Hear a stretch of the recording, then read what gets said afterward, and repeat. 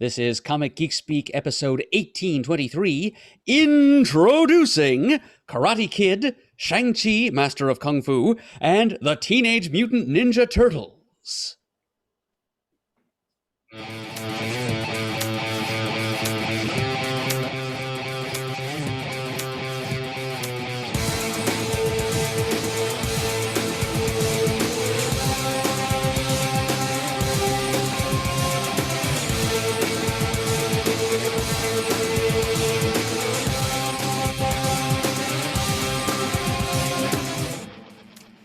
Welcome to the show. I'm Adam Murdo.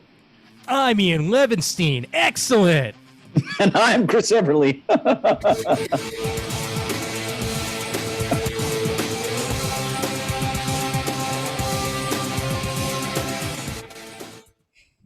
You delightfully knocked me off my game there a little bit. I feel like that might have been a little bit more Bill and Ted than Teenage Mutant Ninja Turtles, but close enough.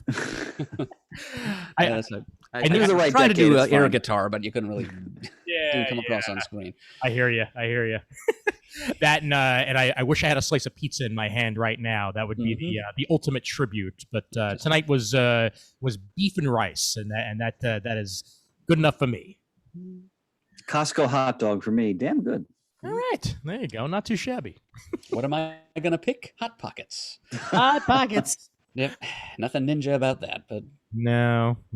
But convenient. Incredibly convenient. As long as you don't burn the roof of your mouth. Yep. And yes, welcome one and all to the show. And introducing... that has legitimately been in the works for about 2 years. When Shang-Chi was announced as a movie, we were like, oh yeah, that would make a good introducing. What can we do to go along with that? Oh yeah, Karate Kid. Okay, yeah, that makes sense. Teenage Mutant Ninja Turtles makes sense. Okay, great, sure. Back burner. And then the movie came out. We're like, all right, I guess now's the time. And we're it's a good companion piece to our movie review. Oh, absolutely. And it's great that we're following it directly with this, and can't do better than that, because this is three very different eras of comic books, along with three different publishers here. We've got Silver Age, we've got Bronze Age, and we've got approaching the Modern Age. We'll call it the Copper Age. Age, fair enough. Yeah. With Ninja Turtles, and I can't wait to see what everybody's takes are on these comic books. And before we get there, a reminder that we read these books and we review these books and we talk about these books all because of you, our dear listeners. Karate Chop over at patreon.com/comicgeekspeak. 117 patrons at the moment. Give us over $300 worth of money a month to keep the lights on and keep the servers on and keep releasing episodes. And we thank you so much from the bottom of our hearts for your continued support for the show. Yes. Good times all around. Okay, gentlemen. Here we are. Ready to pick apart some first appearances. Yes, indeed. Now, do we go in chronological order with them? I think we have to. Okay.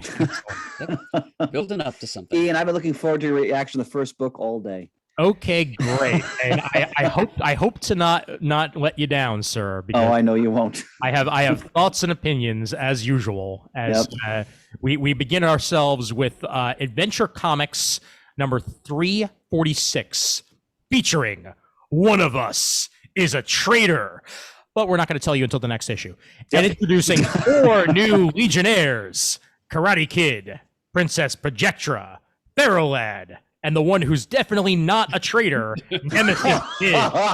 You don't really, looking at those names alone, you don't really need to wait to the next issue.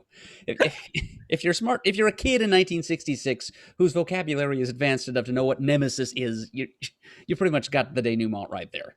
Exactly. And introducing Evil Dude. Like, come on, guys, seriously. But yeah, this Adventure Comics issue, known for a bunch of different introductions here, because it's not just Karate Kid. This is also where Pharaoh Lad, made his first appearance. Princess Projectra has had other appearances along the way in one form or another with the Legion as well. Oh, yeah. And here's Karate Kid looking entirely different than I've ever imagined Karate Kid to look. Well, yeah, this is the Silver Age Legion, after all. Even the green one looks white. So we're treated to a very Caucasian-looking Karate Kid. Now, eventually, years down the line, they do try to legitimize him a little bit by telling us that he is, in fact, half Japanese. His father is a Japanese crime lord named Kirao Nezumi, alias the Black Dragon. Okay. And he's rendered in a way that more obviously reflects that fact in later decades. But this is still 1966. And the very concept of his mixed Asian heritage has not yet even been thought of. So he's just another white boy with brown hair and fair skin, lined up with all the others. Yep. What fascinated me about this confession, this is the first Silver Age Legion story I'd ever read in my comic book reading career. Wowzers. Yeah, I haven't read much Legion of Superheroes. It's one of like the blind spots in my reading history. So I was actually really looking forward to just, I've heard Murd talk about Legion over the years, and I have a general sense of everything, but I've heard of Pharaoh Lad and so forth. But to see this in action was thoroughly enjoyable, weirdly awe-inspiring. And there's just some key moments I really want to discuss because I was howling with laughter. And again, everything is in the context of the time period. You always have to make allowances for that. But even so, I think of some of the things Marvel was doing in '66 in contrast to this. Wow. Definitely written for a very different audience. Oh, you ain't kidding. And by the way, Superboy, what a snotty, what a dick. I wouldn't want to work for him. Like when the one guy shows up a little bit late because he was like rescuing people and he's like giving a hard time for him. Like, geez. That's exactly what I thought. It's like how long was Kal-El an asshole until he finally, calmed down a little bit? But then again, all those times of people making the statement Superman is a dick, like maybe he was a dick even when he was a teenager. Like it just happens. The power of chairmanship went to his head. And Chris, let me tell you, you're not even seeing the Legion at its corniest in this issue. This is actually a watershed moment in the creative development of the Legion concept because, Ian mentioned there were many significant firsts and introductions in this issue besides just those 4 Legionnaires you see on the cover. This issue of Adventure Comics, number 346, July 66, it was the first published comics work of young Jim Shooter. Oh, that's right. Okay, that's right. Cut his teeth on the Legion That's where he strip of started, Adventure Comics, and this is his very first. He not only wrote it but penciled it, with a little or possibly a lot of help from industry veteran Shelley Moldoff, who I'm pretty sure also handled the inking. But yeah, he was not yet 15 years old. Yeah, that's right. When this thing hit stands. Actually, side note, his 70th birthday is coming up later this very month, September of 2021. Wow. Yeah. I mean, for all of those firsts in an issue like this, it's hard not to appreciate it for what it is. And I may not enjoy all the, sizzling satellites of it all, but I still really do appreciate, the ground that was being broken in many ways with this issue. It's not my favorite, but it's certainly memorable for those reasons. Murd, I'm glad you brought that up because because a lot of these DC comics they didn't give creator credits at the time. I'd forgotten about that because I remember it was in an Overstreet price guide years ago where he did an introduction. He talked about his beginning of his career drawing and writing the Legion, and like you said, he was 14, 15, something like that. And I think he worked for Mort Weisinger, if I remember correctly. So. When you put that in context, everything it's a little bit more impressive. I'd forgotten about that. Doesn't diminish the glory and grandeur of the cornball aspects, but we'll get to that. You should have read some issues from just less than a year before this hit stands. I mean, Jerry Siegel was still a frequent contributor to the strip. Edmund Hamilton, a science fiction writer who moonlighted in comic books. And Jerry Siegel was not exactly up to date with what the kids were into by the 60s. His dialogue, the characters had no personalities whatsoever. They were basically interchangeable robots who would say lines like, I have the issue where the Legion first got their flight rings, and the very natural response of one Legionnaire was, hooray! Now we can finally dispose of our cumbersome flight belts. at least Shooter in this his first attempt here at age 14 has some ear for the way real people talk. And you know where I noticed that the most, and you can see the almost the quote Marvel style a little bit, is when Superboy is in the scuffle with Karate Kid, and Superboy's thinking about what he has to do or shouldn't do in this fight. Mm-hmm. That was the one part of the story that engaged me a little bit more, because, that was a very like quote Marvel touch, where he's like, "Oh, I'm going to kill this guy if I too strong, apply my strength and so forth." So that was, see, I'd forgotten Shooter did this. That adds a whole new dimension to this for me. Yeah. My favorite, now for a judo demonstration, turning my opponent's strength against him. And he does actually manage to stand up pretty well to a Kryptonian. I mean, it's not, he's not mopping the floor with him, but he is certainly taking him off guard. And I appreciate that a lot. That, first, right out of the gate, he proves his worth and why he should be a Legionnaire. Of course, the Legion is way too trusting of Nemesis Kid, but that's beside the point. I think really they would just let anybody in if they had a cool name. I think that's kind of the only thing you really need to be a member of the Legion of the Superheroes. I'm Mop Man. You're in. It just seems like they're a little too trusting. What's interesting also is that, when we get to Shang-Chi, I mean, in the 70s, that's when martial arts was really in the pop culture zeitgeist. It really wasn't in the 60s, as far as I know from my reading. I had to dig a little deep for martial arts using characters that would be appropriate to the form. Because for those listeners who aren't familiar, the whole point of these introducing episodes, this is something that Peter Rios came up with years ago when he was still a regular member of the cast. And the idea is we take three characters with some kind of common hook, in this case, the use of the martial arts. They have to be three characters introduced in 3 different decades from 3 different publishers. And we just kind of take their first appearances and pick them apart, as we're doing with this right now. So DC's martial arts stable is not extensive. Basically, there was Richard Dragon comes later on. Yep, but we couldn't do him because Shang-Chi had the 70s locked down. Yep. And I thought about doing Katana of the Outsiders, who first appeared in the 80s, but then Ian had the great idea to do the TMNT for our independent entry.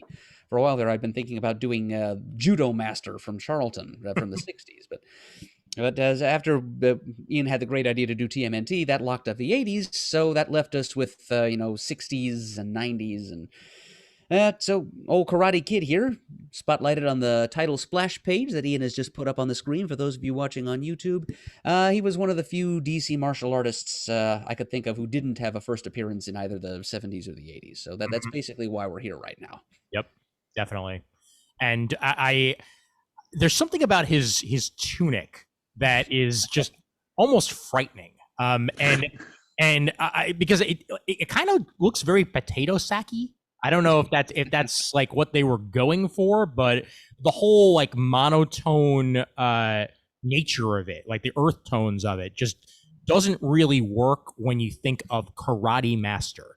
And I don't know. I mean, I don't know how. I mean, obviously, yeah. Jim Shooter was, you said 14 when he worked on this. Absolutely. So I'm not expecting like amazing design work out of somebody if this is a character that he himself created whole hog. But he's definitely got better outfits along the way. Let's just say that.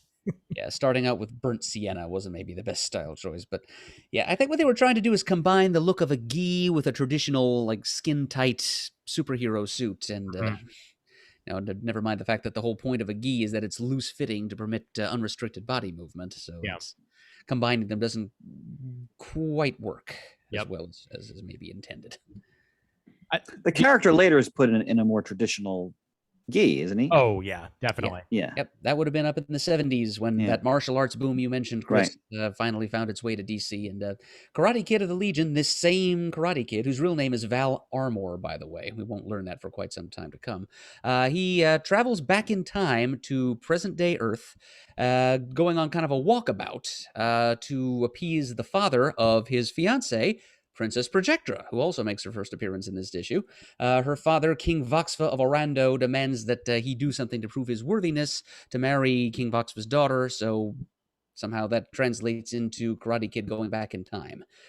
And he spends several issues of a short-lived solo series fighting street hoods in 20th century Earth.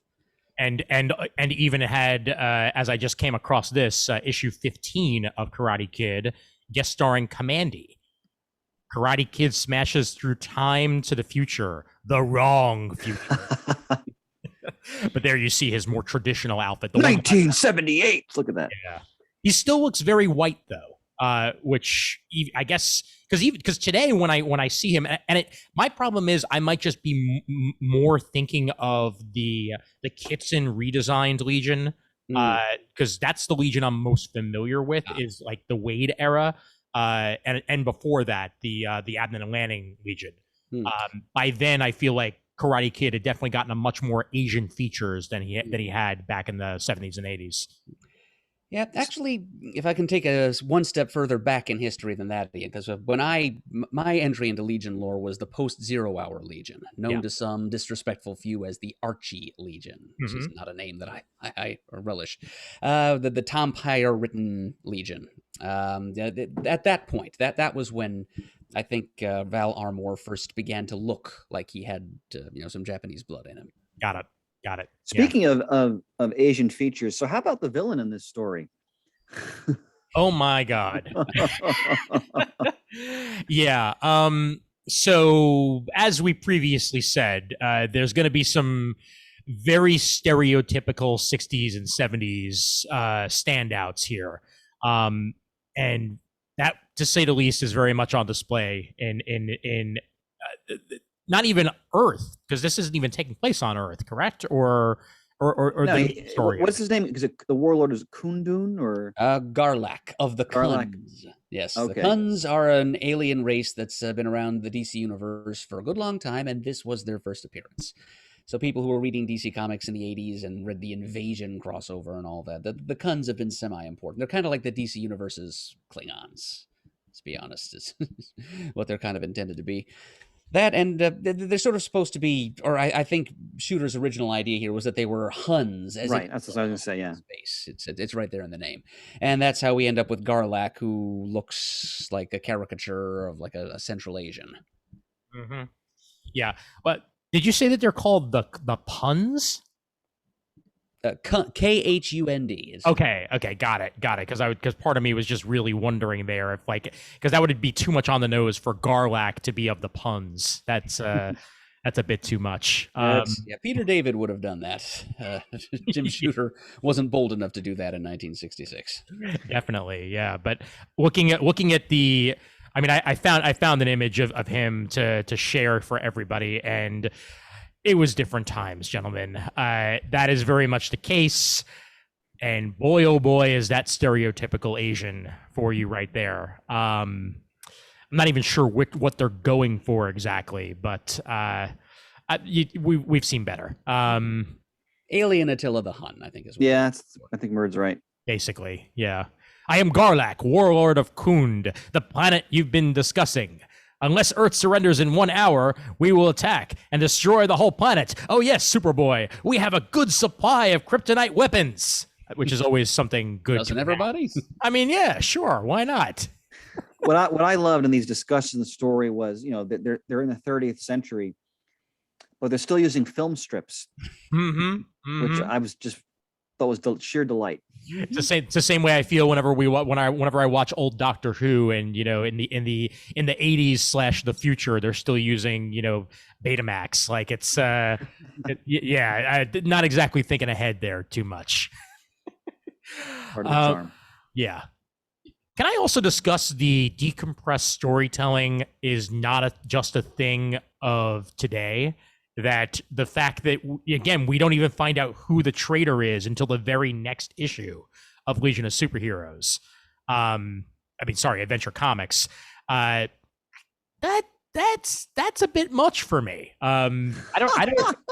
And yeah, I know what they're going for, and I know what their audience is. They're going for kids, and they want kids to be able to run to their parents and be like, "Mommy, buy me the next issue," so I can find out who the traitor is. Is it possibly Nemesis Kid?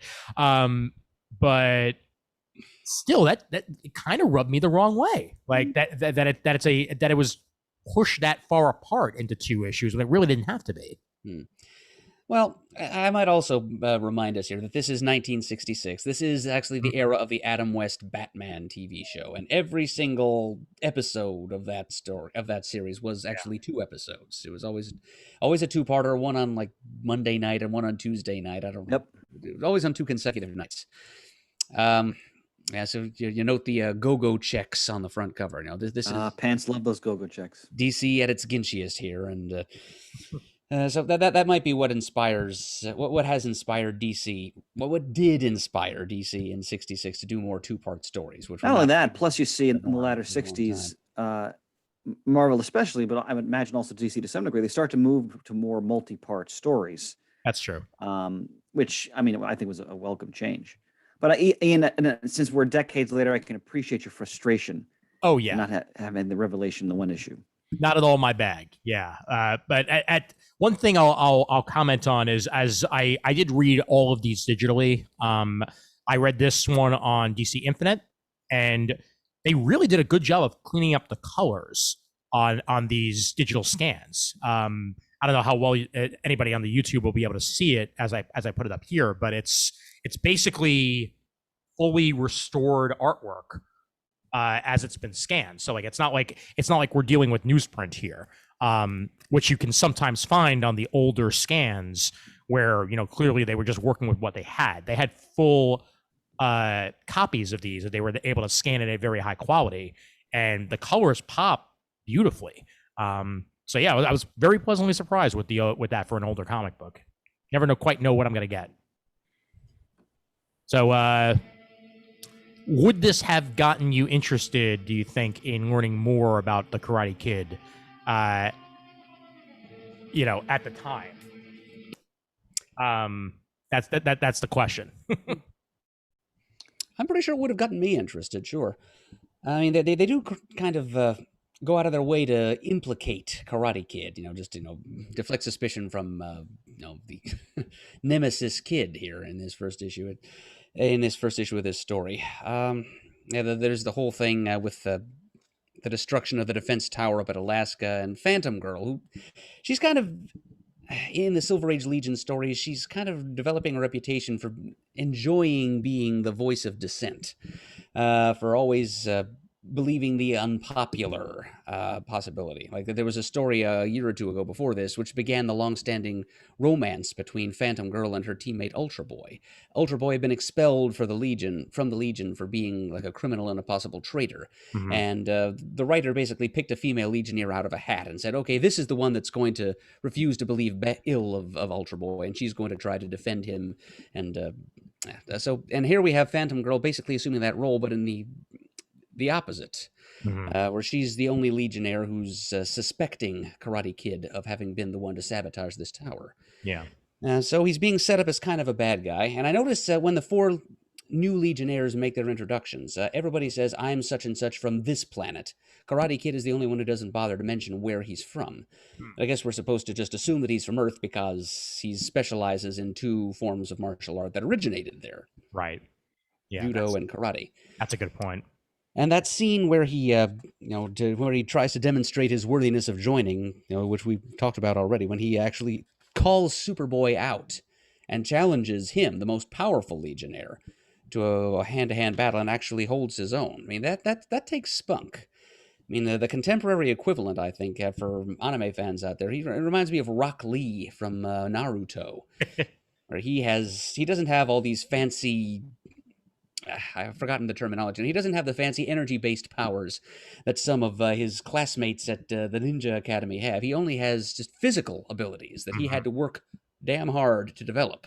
And here's Karate Kid, who has nothing but his own non-superpowered human body that he, through sheer work and discipline, has honed into a living weapon, capable of actually tossing Superboy into a wall, something that most normal baseline human beings cannot do. So that takes mad spunk, and I think as a kid in the '60s, that alone would have been enough to make me think, hey, this is a character that I would like to continue to hang around with the Legion. I concur, especially if I was a younger kid reading this. I'm sure I would have been captivated by the concept, as Murd describes, and want to know where it's going to go. Plus, sizzling satellites. Yeah, no, absolutely. I think it was very strong of them to introduce a character and, as you said, Murd, have him take on Superboy right away and not, fear for his life. I think that was almost in a Batman way when you think about it, because what's Batman? He's a guy who, sure, he has his gadgets, but he's just a man, and he happens to know how to fight and know how to do it well. And Batman has taken on Superman at times, and now here we see somebody who just has his martial arts skills being able to take on Superboy in one way or another, and be formidable at least. And it's nice to see. It is indeed nice to see. I think I may have, if I were to transport myself back in time and I'm reading comics in the 60s, I may have been in the same boat. I may have wanted to actually find out more about the character and read more. If I hadn't already started reading Marvel comics at the time, that is. So, so how many freaking swears would we give it, gentlemen? That's a tough one. Yeah. Well, I think when I put it in the context of the times, I would give it a solid 3. Yeah, but honestly, that's about what I would give it myself as well. I mean, I taking away the fact that this is not for me today, I think that this is a DC comic from the 60s. And again, the era appropriate, holy Houdini Batman era that it is, it's right up there with it. And I like the fact that also you get Ferroad in this, you get very serviceable art. Although it's not very three-dimensional at times, it still tells the story that needs to be told. And yeah, I'd give it about a 3. Well, I got to tell you guys, I derived a lot of personal pleasure reading this story here as a 42-year-old man. And Nice. if I'd been, like an 11-year-old reading this in 1966, I'm sure I would have enjoyed it even more. And, knowing what a watershed moment this issue actually is in Legion history, not just in terms of, the various characters who make their first appearance, but also just the sudden uptick in the quality of the scripting compared to what the Legion strip had in the years leading up to this. Mm-hmm. Putting it all in context and even taking it out of context, I give it a 4.5. And let's just focus on the fact, once again, he was 14. Jim Shooter was 14 and working in comic books. I mean, good for him. I mean, that would never happen today unless it was like one of those very special issues where they got like, the son of one of the creators to pop in. So, man, that's an achievement in and of itself. Well done. Really strong start to what would turn out to be a somewhat checkered career, but yes, indeed. Yep. But this is the Silver Age. It's the Age of Innocence. And in the beginning, Jim Shooter was just all about the superheroes and the love thereof. Mm-hmm. Most definitely. It wasn't 80s Marvel yet. And then from the 60s, we move on to the 70s. Now a major motion picture. But not this version. No. Definitely not. Special Marvel Edition, number 15, Masters of Kung Fu. The first appearance of Shang-Chi. And Fu Manchu. Is right. And boy, this issue is basically... I think Roy Thomas would have been happy to call this feature Son of Fu Manchu. Mm-hmm. Because as far as he's concerned, it's pretty obvious that Fu Manchu was the hook here. Oh, yeah. This is the first time I've ever read the first appearance of Shang-Chi. And I read it just maybe half an hour ago, digitally. And I owe thanks to Ian, who made the arrangements for me to be able to do so. But of course. And I was really surprised at to what extent Fu Manchu dominates the story here. I mean, I have known for some time that it's part of the lore, whenever said lore is allowed to be mentioned for copyright reasons nowadays, that Shang-Chi was the son of Fu Manchu. But I'd always kind of assumed that Fu Manchu was just kind of lurking ominously in the background, that it was just something that Shang-Chi was trying to escape from, and not something that was such a prominent and central feature of his early stories. I thought maybe we wouldn't even know who his father was, and maybe it was a mystery that they would build up to over a couple of issues. But no, right there on the first page of Special Marvel Edition number 15, it basically howls at us, Fu Manchu! This is the son of the legendary pulp figure from the novels of Sax Rohmer from the early 20th century. And so, yeah, it's really not so much the hands of Shang-Chi, Master of Kung Fu. It's about Shang-Chi's struggles to escape from the insidious influence of his evil and badly stereotyped father. Yeah. Yeah, so the drawing of Garlack from the from what we just saw, it ain't got nothing on this, because at least Garlack's skin was somewhat pinkish. Yes. And later drawings of Kun's would make their skin literally pink, even more pink than normal human skin. But Fu Manchu takes it the other way, the bad way, the insulting Asian stereotypes of the 19th and early 20th century direction. Yeah. And Chris, I know you had mentioned it when we were doing our movie review, but I'd completely forgotten that Shang-Chi was half white, and because I don't think it comes up very often. And in this issue, meeting his mother, and basically the mother saying that, yes, I'm so sorry that you had to find out this way, that your father is so evil, even though I was just chosen as basically livestock, from the way that she described it. And I accepted that role because I am a power-hungry whore. That's pretty much what she said. Yeah, I wanted to raise a king. It's not a enlightened portrayal of women any more than it is of Asians. Not at all. Ian, I had forgotten that aspect of it. What fascinated me is I hadn't read this story in quite some time, so it was almost like reading it with fresh eyes. Yeah. And like you both said, I mean, Fu Manchu, and didn't our compatriot Matt Murr do an episode of Fu Manchu in his Pulp series? I think he probably did. I think he did, which, and if I remember correctly, definitely check that out, because he did a great deep dive on that. But this is a book I struggled with, because when I think about Shang-Chi, it's really the character conceived as by Doug Monk.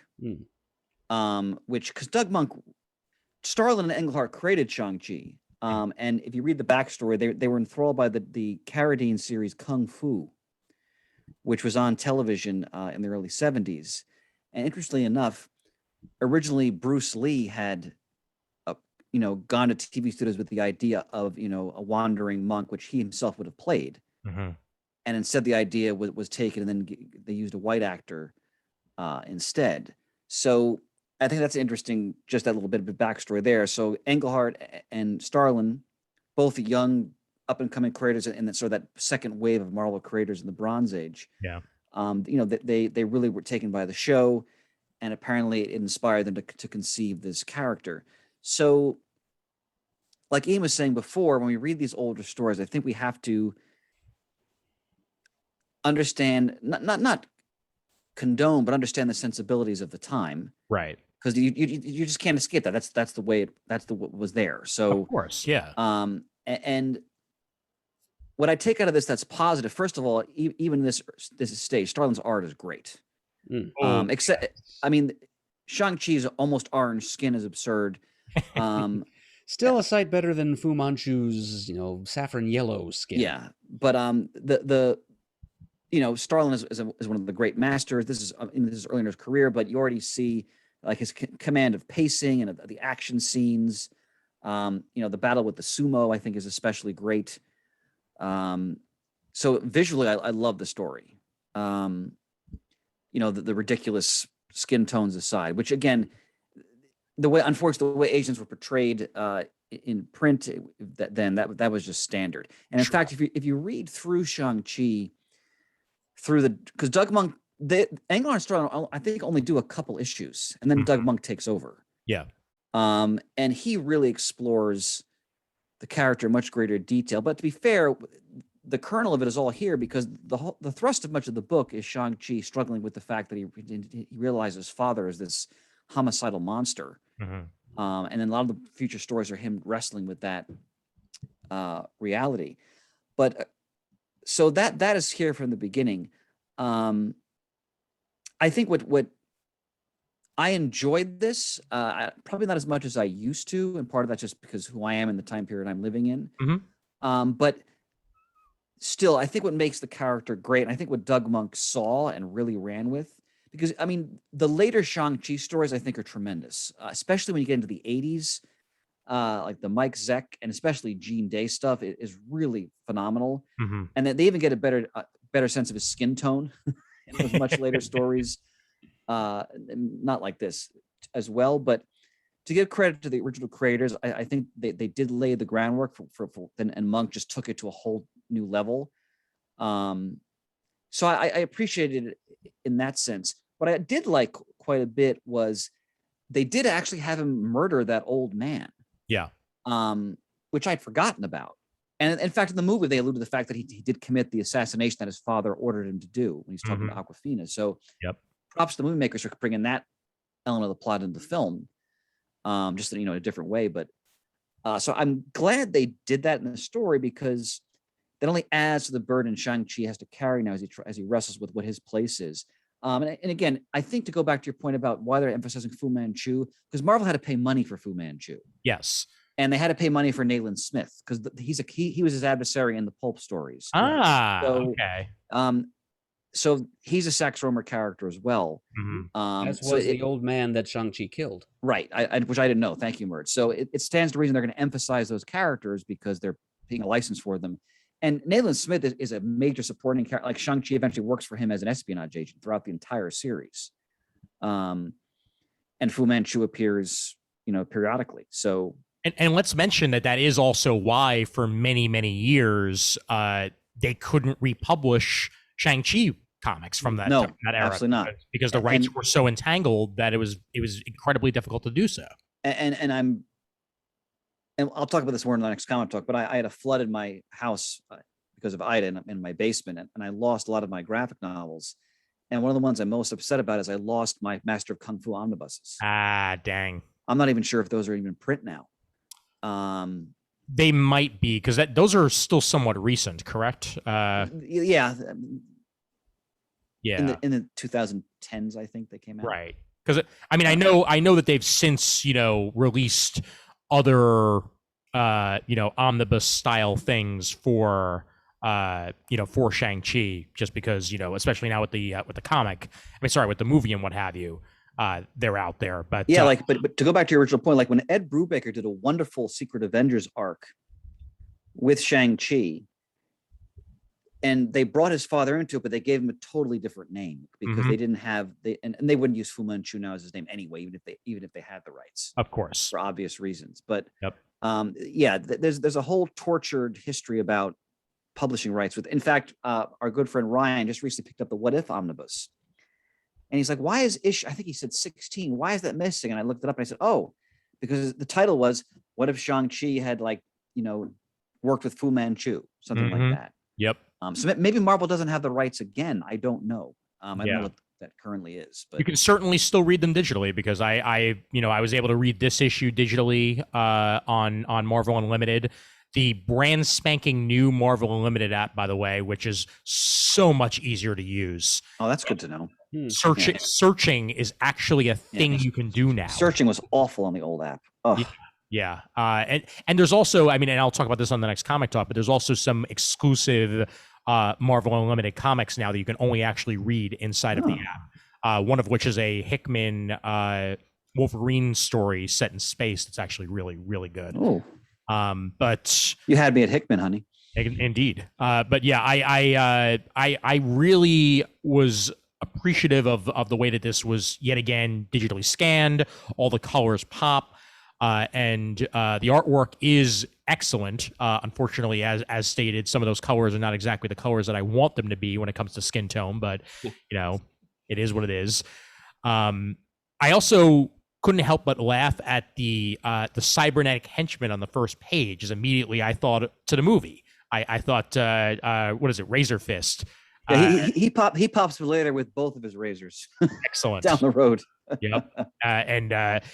We had a some fun Shang-Chi versus sumo action going on later on in the story, and I mean the overall story that's being told is actually not that bad. I trust my father in every single way. Oh no, turns out my father is evil. Oh no, this person I killed may have actually been good. I may have to avenge him and turn on my father. It's all the basic tropes of father good, no father evil. Now I'm good, father evil. Like it's all there, and it's executed very well in that way. It's just again very hard to get past some of the stereotypes. That was the 70s. And I just don't like Fu Manchu. I'm sorry. Well, yeah, I mean Fu Manchu is such a major figure in the history of pulp. Sure. And it's an interesting topic, and they clearly were really they went into like his backstory and his reach around the world and his different powers and they're really pushing that. So that was interesting to sort of to revisit that again. I've looked at, but I've never read like Fu Manchu pulp stories. As a note, by the way, just because you mentioned it again, CGS presents Comics with or Without Pulp, Episode 9, Dr. Fu Manchu, February 7th, 2014. Search it in the archives. Just go ahead and put Pulp in, and you will find it. And I want to point out that Matt did a wonderful job on those Pulp episodes. He really dug deep. He would bring in people like who were experts on certain, those are really worth checking out. He did, I think, Fu Manchu. He did Conan. He did The Shadow. He did a whole bunch of them. They're excellent. He had a current Fu Manchu writer, William Patrick Maynard, on that episode, along with Solitaire Rose from the forums. Definitely worth checking out. So it's interesting to, as you were referencing, and to get a sense of where we were as a society, as a culture when it came to the way Asians were being perceived. On the one hand, it was great that they were now putting an Asian character in the forefront, which is an important step, but it's interesting because it's almost like this transitional period where there's still that baggage kind of the character has to drag along with him because of sort of people's perceptions and expectations right at that time. And if you keep reading the series, because it's only special Marvel edition for a few issues, then it actually becomes, the numbering switches to Shang-Chi, Master of Kung Fu, and then that title takes over the book. But as Monk really runs with it, he shows a increasingly more sensitivity, and he also starts to look more into like Chinese like folklore. I mean, we did our Back to the Bins, when we had one of our Back to the Bins crossovers. We did what I consider one of the greatest single issues I've ever read, which is the Master of Kung Fu Fantasy of the Autumn Moon story, with where the Jinde art is just sublime. That's beautiful. And that's tied into Chinese folklore, and it's a masterpiece of the one and done story. That's a long way away from what we're looking at right here. So I think with time, even within the Shang-Chi series itself, you start to see what's great about the early stuff really come to the forefront. But it's a hell of a time capsule. Like, Ian, what did you think of the story overall? I mean, I think that I certainly enjoyed this more than I enjoyed the Legion story. There's actual story to this, which I appreciate. Rather than whodunit aspects. By the way, I will point out on this cover, I only noticed it when I opened this issue's blurb. Iron Fisted first issue. So it's like, well, I mean, there wasn't an Iron Fist yet, so you could still say not quite yet. Soon though. Not quite yet. We're almost there.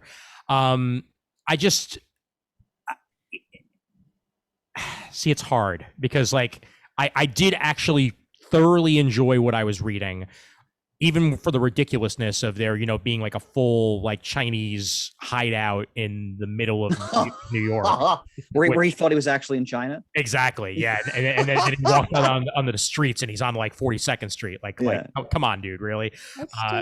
It was symbolism. Of course, more than believability. Absolutely, it's a metaphor. But I'm a spec tea on my computer.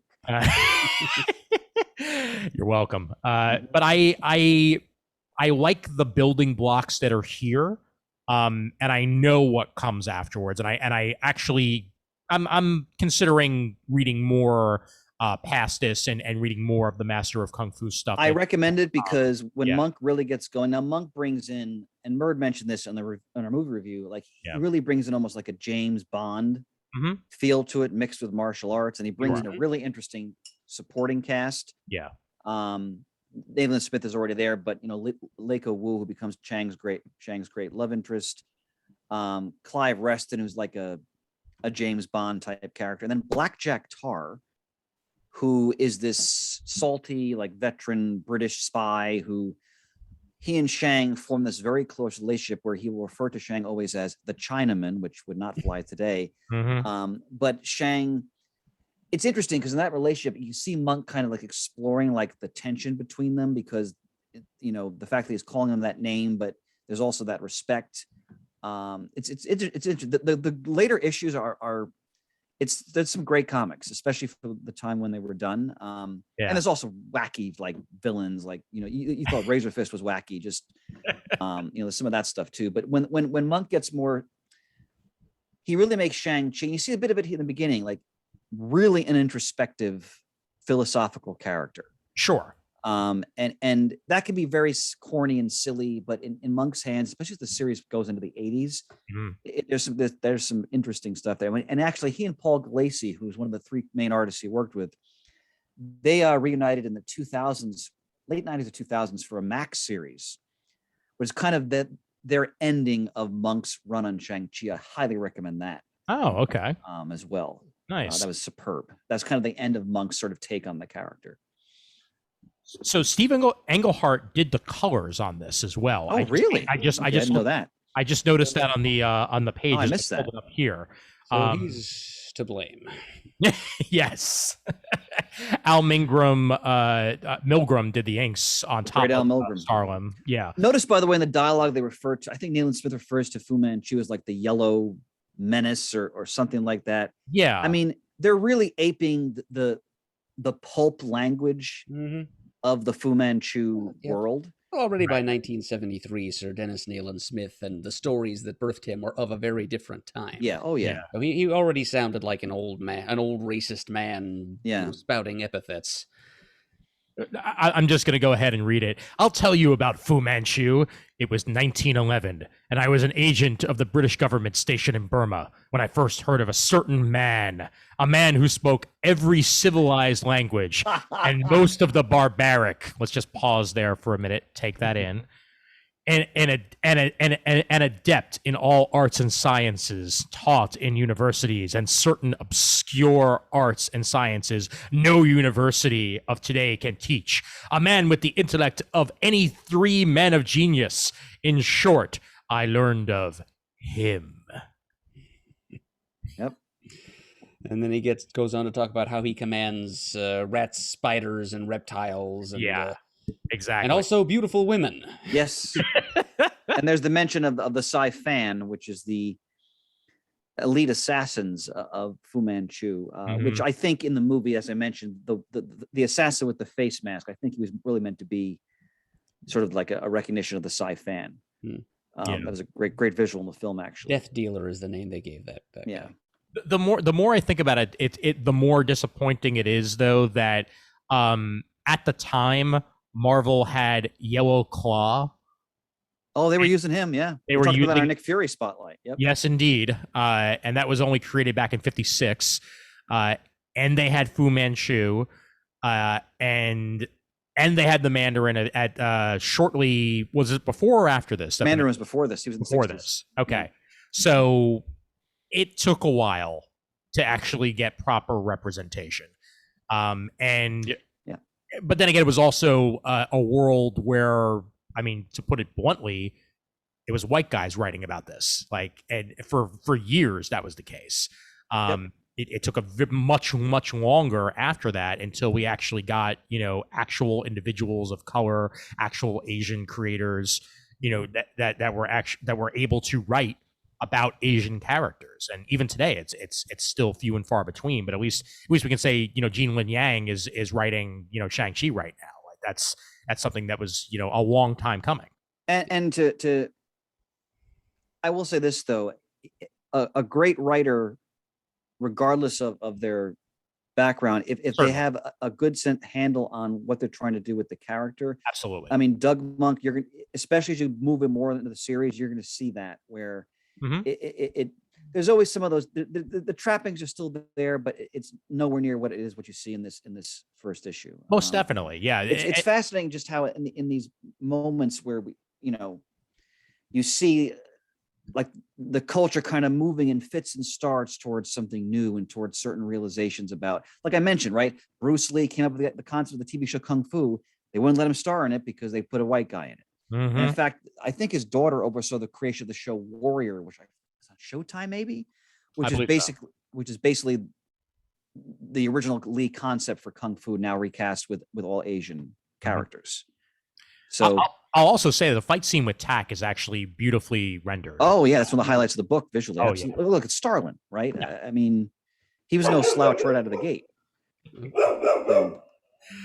CGS staple, ladies and gentlemen. CGS staple. If there ain't a barking dog, it's not comic geek speak. What's our review, gentlemen? What's our rating on this one? I mean, for this, I think I'll give it another 3. I think that it's certainly the building blocks are there, and I will laugh at the fact that accidentally we have this reference at the end of the comic. Once I promised Dr. Petrie he would never fear me again, upon my honor as a Mandarin. Right. Yet Mandarins have no place in the vicious struggle for world supremacy being waged today. See, he was the Mandarin the entire time, ladies and gentlemen. The movie didn't make it up. But yeah, I'd give it about a solid 3. Building blocks are there, gorgeous artwork, still racist, and I'm sorry. I'd give it a 3 for because again, the kernel of what I think is what becomes great is there in the book, and the execution. Because remember, Englehart and Starlin, two of the great creators in the Bronze Age of Marvel. I mean, Englehart's work on Doctor Strange, of course, is and Captain America, tremendous as a writer. So it's a well executed story. Obviously, it has its problems, as Ian mentioned, but it lays the ground for something that I think is actually very important. So, because Shang-Chi, absolutely. Yep. So, Bird. Okay, if I can get a word in edgewise between, you can sort of see the source of the noise in the background of the shot there. If you watch I'll just throw my 2 cents. I think I'd actually go as I was all set to give it a 4. Actually, if I'm nice, if I'm not adjusting for racist content at all, then yes, definitely a 4. Yeah, because it's good sequential art. I mean, I'm a big fan of Starlin in any form, and. I was a little nonplussed by the prominence of Fu Manchu in this story. I really hoped that we'd see more of Shang-Chi, qua Shang-Chi, as opposed to Shang-Chi as the son of this old pulp character. And we do have Roy Thomas to thank for that, incidentally. I think he's the one who really pushed the connection between this character that Englehart and Starlin wanted to create and this earlier character that Marvel happened to own the rights to, and I'm pretty sure Thomas brokered that deal. He had this kind of mania between like the mid 70s and going on all the way up to the end of the 90s, I think, for hybridizing literary characters and comic book characters. It was in the back pages of his Young All-Stars series at DC, which I'm now reading, where he was doing a lot more of the same thing. That in one of the letter columns, he basically boasted that it was his idea to bring Fu Manchu into this. So yeah, I think I would have enjoyed this even more if, it had been more about Shang-Chi trying to find his own way, as opposed to just getting out from under the clawed thumb of his awful father. But just thinking of the story as what it is, and then just taking it in the context of the day. Yeah, it's good martial arts action, and there's an air of palpable pulp menace to it. It's a shame that it has to demonize an entire continent's worth of ethnic peoples in order to achieve that, but it's still an enjoyable story. So 3.5. I'll go 3.5. Excellent. Well, we've had the 60s, we've had the 70s, and now it's 80s time. And boy, oh boy, talk about a cultural touchstone here, gentlemen, as my childhood is on display in many a way with Teenage Mutant Ninja Turtles #1. Now, this is, not the fearsome fighting team that I grew to love, in cartoon form. This is Frank Miller's Teenage Mutant Ninja Turtles, written by Eastman and Laird, all down to the origin, which we'll get into. But this was what the cover looked like when it came out, and this is the version that I read because back in I think 2014, IDW actually created color editions of. Gotta read it black and white. I know the early Teenage Mutant Ninja Turtles, and I looked at both, and I settled on the color just because this is the black and white, and I mean it's beautiful artwork, and that's actually not that bad of a transition when you get to color. I think that they respected the artwork. A lot of the times when you draw over black and white, you lose some of the depth. When I don't think you lost really that much depth in the process here. I think that's a great transition. I think what I'm referencing is the fact that because I hadn't read the story in at least 30 years. Yeah. So 84 came out, right? Mirage Studios. Yep, 84. Right. So I was 11, and I probably read it. I read it a couple of years later when it was reprinted because we shouldn't forget how huge this comic became, even as an independent comic. Oh, sure. And I read it like in a reprint, like magazine size graphic novel. So maybe I was 13 or 14. But reading it again today, it took me back to a certain period of time where there were so many independent publishers. Yep. Turning out black and white comics. It's so evocative of a very specific time period in American comic books. Yep. And it was great to return to that, remembering how I thought about that, as a young teen. This is an exciting experience again. Absolutely, 100%. And I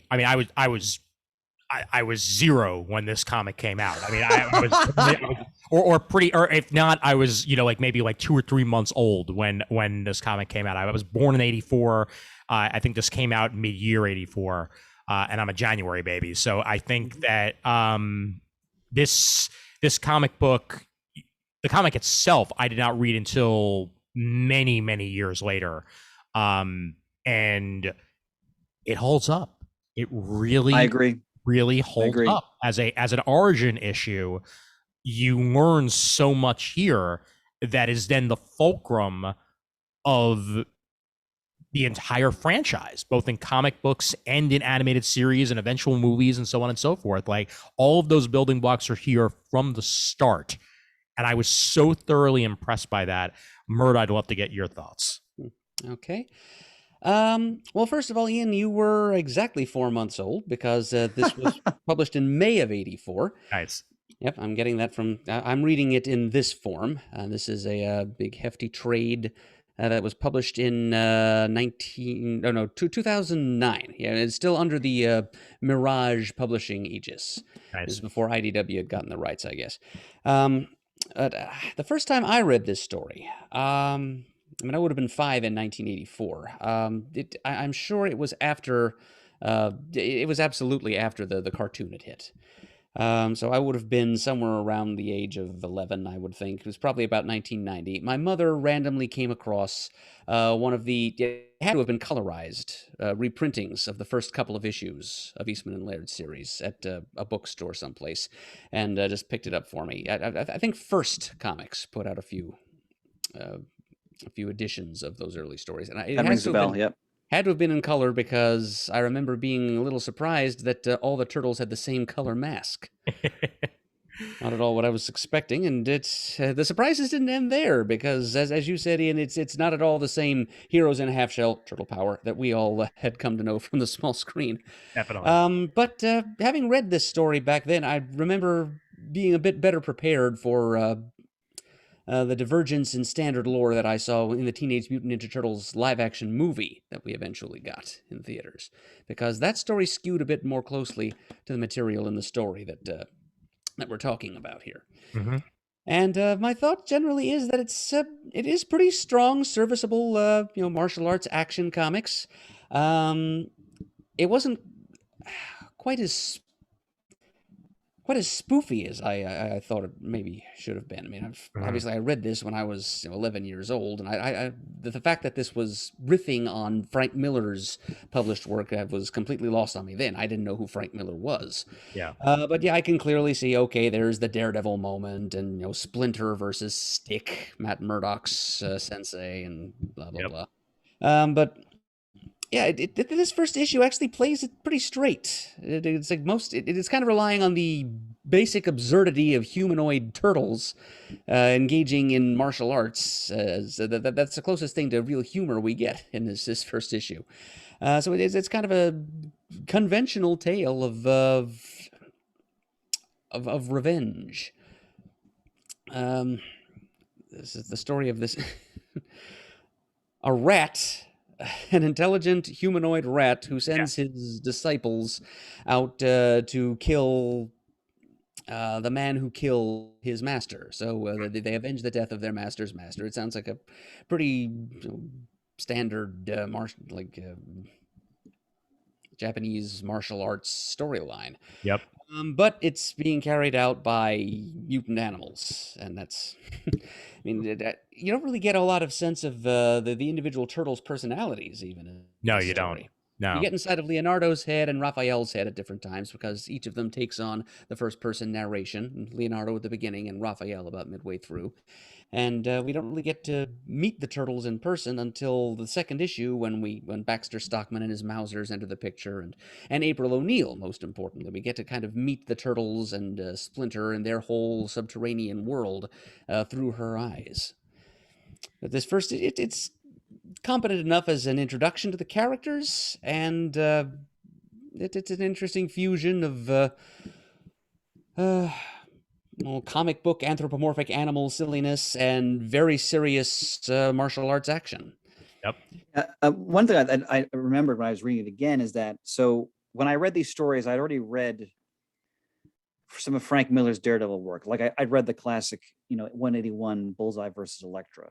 Mm-hmm. So even though I was, again, early teens, I did get a sense, the foot is really the hand. So I kind of understood what they were doing. And of course, the obvious, where they actually put the blind man and all that into the story and connect it to their Turtles origin. So it was really fun to see that. A couple of things that struck me, though, is, and what makes this book so evocative of the time period, is that they were really capturing things going on in the popular culture at the time that were becoming very popular. Mm-hmm. Like martial arts, ninjas were everywhere in the 80s. Everywhere. Yep. I mean, if Shane were with us, he'd remember this. Like, there was a period of time in the 80s where big indoor flea markets were really a thing.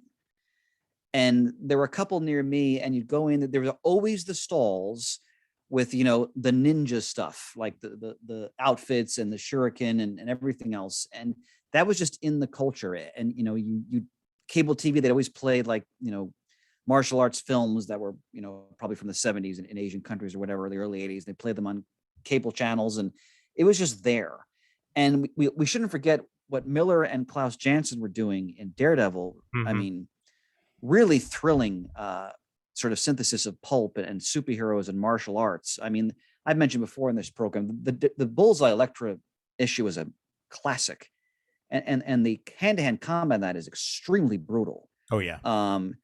And that, as a kid, because I read that, I think that came out in 82. Maybe I read it a year or two later, not much more than that. I remember how blown away I was by that representation. You can see that Eastman and Laird were really influenced by that as well. Because I'd forgotten how bloody the first issue of the Turtles is. Mm-hmm. Because they're killing everybody. Like, it's not like, it's like Mert said, it's not the cartoon. Oh yeah, right. Like, well, for one thing, everyone in the cartoon, because it's a cartoon, they're all robots. They're all every foot soldier you see is a robot that you can kill as many times as you want because they're a robot. This is blood splattering everywhere. These are real people, baby. So they're really wearing their influences here on their bloody sleeve. And I really, it was really fun to return to that. And like I said, I'm thinking of like, Comico and all these different companies. Like there was like a wild west of indie labels in the 80s, like all these imprints trying to get a piece of the pie. And the Turtles is one of the ones that really broke through. I mean, you had the copycats like adolescent radioactive black belt hamsters, which you don't need to hunt down. So, there's this whole little sort of subgenre that they kind of started, but and Murr made a great point. Like we think back to like funny animals of like the 1950s in comics, right? And this is in almost a way as a continuation of that trend, but then throw in that 80s spin to it. And Ian, I've forgotten how much I enjoyed this book, and I still enjoyed it as a 48-year-old man. Yeah. Especially appreciating really what they were driving at with it. It was a lot of fun. There's certain first issues where you can completely understand why they became as huge as they did. And it doesn't come across very often because sometimes first issues hit, sometimes they don't hit until issue 15, sometimes they don't hit until issue 100. This was Turtles from the start. Yes, we get more history later on because then we get, as Mert said, we get April, we get Baxter, we get Casey. We get Casey, all the supporting characters and what have you get introduced as you get further on. But the Frank Miller yellow box narration, we connect in midair. When we land, I'm standing, he isn't. Now my pen.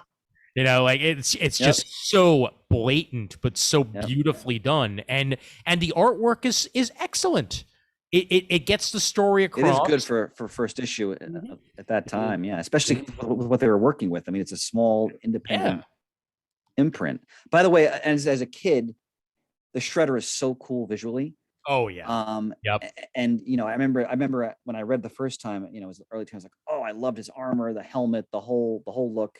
And that I don't think that should be undersold as well as how important they gave him a great villain. And also Splinter's narration is a strong device throughout the whole book that really gives it cohesion, as you mentioned in later issues. Because I was so taken with these reprints I got that for a little while I was actually buying the ongoing series when it was still being published by Mirage. And I remember they did a series of one-shots, like a Leonardo one-shot and different one-shots. And of course, the Shredder returned. And for a little while, I was really, and then I moved on to other books, but I was enjoying the ongoing adventures. And as you said, they do flesh out the personalities of the Turtles a lot as the book progresses. But it's a great pastiche of what was going on at the time. Oh, definitely. And my major thing as somebody who grew up, with the cartoon first, the fact that it's a actual mutant rat rather than, Hamato Yoshi somehow being, mutant transformed into a rat or merging with a rat or however you want to do the mutagenic ooze with that is a change. And the fact that the Shredder himself is not that much older than the Turtles, that he was a young child who witnessed his master, being murdered, and then basically seeks revenge. It was his brother, wasn't it? Was it his brother? I think it was his brother. His brother, yes. Okay, yeah. Which just adds even more gravitas to the whole thing. It gives him much more purpose than I hate this Hamato person and I'm going to go find him, which is the cartoon. So really, really different, and I love it all the way around. Good stuff. Yeah. What would we give this? That's an excellent question because I think I know where I'm going. And I think it's going to be in the high end. But Murd, what do you give it? I'm just going to say 4. Yeah, it's a great example of its era, of the indie boom, as Chris said, of the 80s, and it was probably a breath of fresh air at the time for anyone who was lucky enough to be able to round up a copy. Mm-hmm. It's just a combination of silliness and pastiche of what was happening around the industry, and just kind of freewheeling fun. And it just got more fun and more freewheeling once we got past this establishing sequence, which shows, yes, these are turtles. Yes, they are capable of shedding human blood. And once we've got that ridiculous premise out there and solidly established, then we can start doing some more interesting and more creative things with it. And they did. And let me tell you, Chris says, you both observed that Eastman's pencils are pretty strong in this first issue. Flipping through this thick trade I've got here, they get even better as time goes by. I'm getting to the Fugitoid story arc, where this this human brain in an alien android body leads the turtles off on a merry chase into outer space and into an interstellar conflict with Triceratops people. It looks good on the page too. In just a couple of short years, Eastman really got quite a bit better.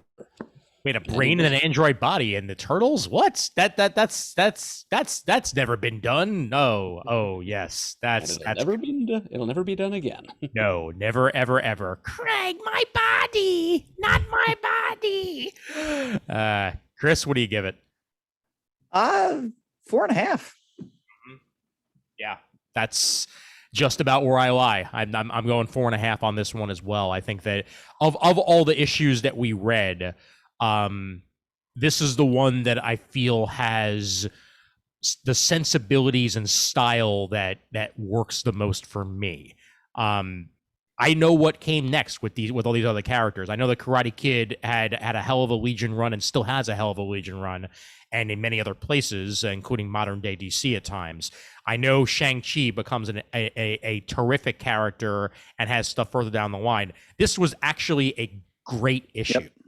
And that says to me, like, for a non-Marvel and DC title, without the backing of a major, publisher, this became the juggernaut that it did, all makes sense based off this issue 1. So loved it to pieces. One random observation. Yep. A word that I was expecting to see in the script but didn't find anywhere: sewer.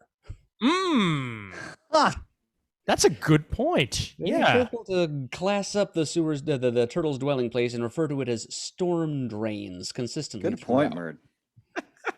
Very, very good point. And another word that I was expecting was pizza, but there was no pizza to be found, and there was not one mention of cowabunga, but that's to be expected. So that's no time lingo or approximations thereof to be found anywhere. It's like I said, it was taking itself surprisingly seriously, but I guess it needed to just establish itself to get the readers on board, and then can have a little more fun later on.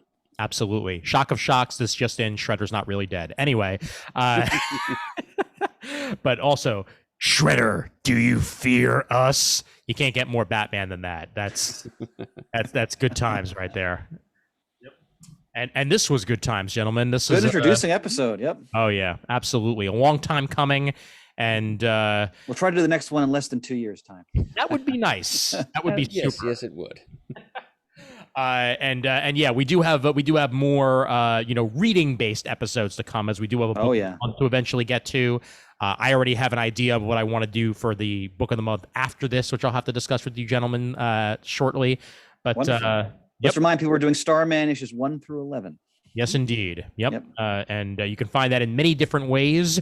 It's on the DC Infinite app. You can find it digitally, or you can find the trades in various different forms. So good times. And good time as well that you indeed continue to sponsor the show over at patreon.com/comicgeekspeak. And thank you for all the old school donations as well. We do occasionally still get PayPal donations. And for that matter, anybody who goes and reviews the show on iTunes, you are super appreciated. I have seen some more recent reviews on there, and most of them are positive, so 100% appreciate that. And even if it's not positive, so be it. At least we know that you're listening, and that's what matters the most. So thank you guys so much for your continued support of the show in any single way that you can give it. And I believe that's it, gentlemen. Correct? It is. All right, terrific. Then Merd, you're Shane now. Yep, time to do the outro to the intros. Yes, indeed, and it's all over to you. Okay. If you'd like to send us an email, our address is comicgeekspeak@gmail.com. If you'd prefer to leave a voicemail, you can call 267-702-6642. You can follow us on Twitter, where our handle is @comicgeekspeak. You can like us on Facebook, and you can also join our Comic Geek Speak super group there, where you can talk back to us about all the various episodes we put up, and even introduce discussion threads to talk about a variety of geeky topics with your fellow CGS listeners and fans. You can also go to the comicforums.vanillacommunity.com, our original online presence, where you can do basically the same thing. You can go to youtube.com/comicgeekspeak to watch with painstakingly selected and curated video input from Ian of video versions of these episodes that you're listening to, and you can see our faces looking at you and talking back, and it's a little uncanny, but once you get past that, it's a good time. We'd like to thank once again all of you who have donated monetarily to the show, either recently or in the distant past, via whatever platform you're comfortable with. We really do appreciate it, and the show would not be what it is today without your help. And as always, we are uniting the world's mightiest heroes, one listener at a time.